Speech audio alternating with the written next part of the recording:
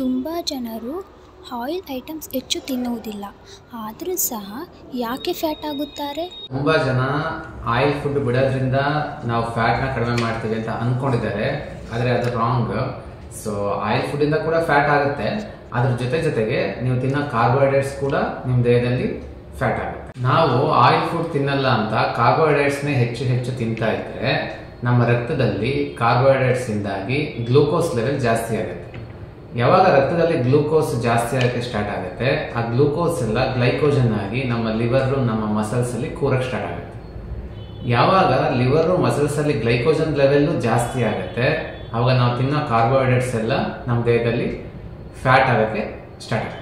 ನೀವು ಆಯಿಲ್ ಫುಡ್ಡನ್ನು ಕಡಿಮೆ ಮಾಡಿದ್ರಿ ಅಂದ ತಕ್ಷಣ ನಿಮ್ಮ ದೇಹದಲ್ಲಿ ಫ್ಯಾಟ್ ಸ್ಟೋರ್ ಆಗೋದು ಕಡಿಮೆ ಆಗಲ್ಲ.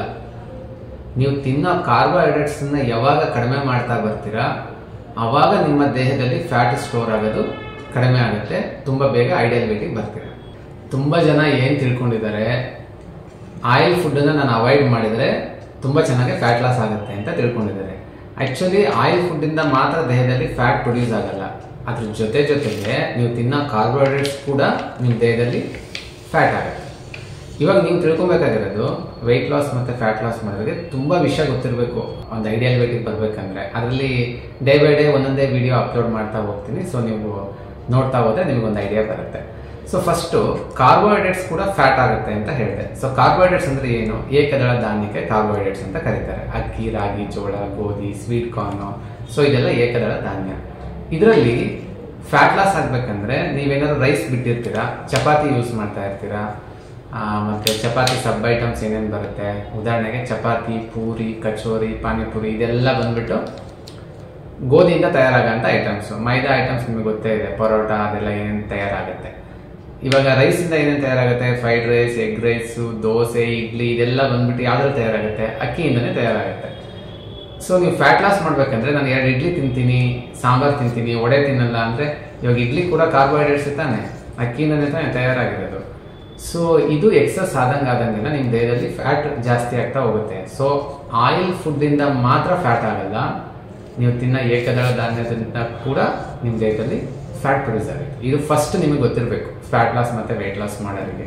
ನಿಮಗೆ ಅರ್ಥ ಆಗೋ ಹಾಗೆ ಹೇಳ್ಬೇಕಂದ್ರೆ, ಬೆಳಗ್ಗೆ ನೀವು ತಿಂಡಿ ತಿಂದಾಗಲೇ ನಿಮ್ಮ ಇಡೀ ದಿನಕ್ಕೆ ಬೇಕಾದಷ್ಟು ಗ್ಲೂಕೋಸ್ ನಿಮ್ಮ ರಕ್ತದಲ್ಲಿ ಸೇರ್ಕೊಂಡ್ಬಿಡುತ್ತೆ. ನೀವೇನು ಕೆಲಸ ಮಾಡ್ದೇನೆ ಮಧ್ಯಾಹ್ನ ಏನಾದ್ರು ಊಟ ಮಾಡಿದ್ರೆ ಆ ಗ್ಲೂಕೋಸ್ ಇಂದಾಗಿ ಗ್ಲೈಕೋಜನ್ ಲೆವೆಲ್ ಫುಲ್ ಆಗುತ್ತೆ.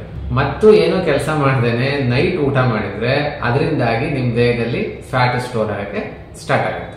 ನೀವು ಅರ್ಥ ಮಾಡ್ಕೋಬೇಕಾಗಿರೋದು, ನೀವು ಆಯಿಲ್ ಫುಡ್ ಕಡಿಮೆ ಮಾಡಿದ್ರಿ ಅಂದ ತಕ್ಷಣ ನಿಮ್ಮ ದೇಹದಲ್ಲಿ ಫ್ಯಾಟ್ ಸ್ಟೋರ್ ಆಗೋದು ಕಡಿಮೆ ಆಗಲ್ಲ. ನೀವು ಕಾರ್ಬೋಹೈಡ್ರೇಟ್ಸ್ನ ಜಾಸ್ತಿ ತಿಂತಾನೆ ನಿಮ್ಮ ದೇಹದಲ್ಲಿ ಫ್ಯಾಟ್ ಜಾಸ್ತಿ ಆಗುತ್ತೆ. ನೀವು ತಿಳ್ಕೊಬೇಕಾಗಿರೋದು, ನೀವು ತಿನ್ನೋ ಕಾರ್ಬೋಹೈಡ್ರೇಟ್ಸಿಂದ ನಿಮ್ಮ ಬಾಡಿ ಏನಕ್ಕೆ ಗ್ಲೂಕೋಸ್ನ ತಯಾರು ಮಾಡುತ್ತೆ, ಮತ್ತು ಗ್ಲೂಕೋಸ್ ಜಾಸ್ತಿ ಆದರೆ ಅದನ್ನ ಯಾಕೆ ಗ್ಲೈಕೋಜನ್ ಮಾಡುತ್ತೆ, ಮತ್ತು ಗ್ಲೂಕೋಸ್ ಜಾಸ್ತಿ ಮಾಡಿದರೆ ಯಾಕೆ ಫ್ಯಾಟ್ ಮಾಡುತ್ತೆ, ಅದರಿಂದ ಬಾಡಿಗೆ ಏನು ಉಪಯೋಗ ಅಂತ ನೀವು ತಿಳ್ಕೊಂಡ್ರೆ ನೀವು ತುಂಬ ಈಸಿಯಾಗಿ ಫ್ಯಾಟ್ ಲಾಸ್ ಮಾಡ್ಬೋದು. ಅದು ಏನಕ್ಕೆ ಆ ಥರ ಮಾಡುತ್ತೆ ಅಂತ ನಂದು ನೆಕ್ಸ್ಟ್ ವಿಡಿಯೋದಲ್ಲಿ ಹೇಳ್ಕೊಡ್ತೀನಿ.